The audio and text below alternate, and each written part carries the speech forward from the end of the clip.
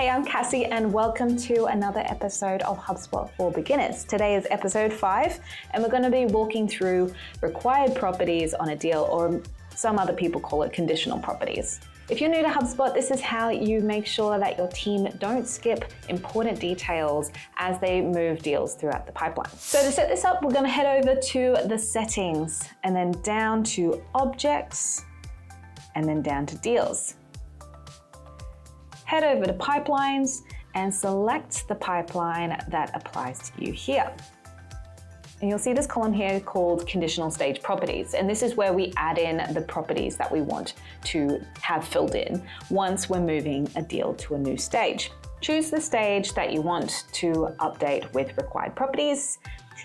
So for example, if they're qualified to buy, maybe in here we want to find out some key information. So if they're qualified, let's find out their location. We might want to get an update on the close date. And maybe we want to know the quote URL, for example. Whatever it is that you want to find out, you can add it in here, and you can have it as either optional stuff just to prompt people to fill it out, but it's not essential, or you can tick it off as a required property so they cannot move it to this deal stage unless they've completed that part. Once you're happy with this, just hit apply logic and then make sure you hit save.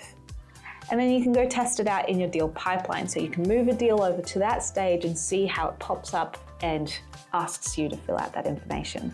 Required properties keep your data clean and keep your deals on track. If you're not sure where to start, let's chat.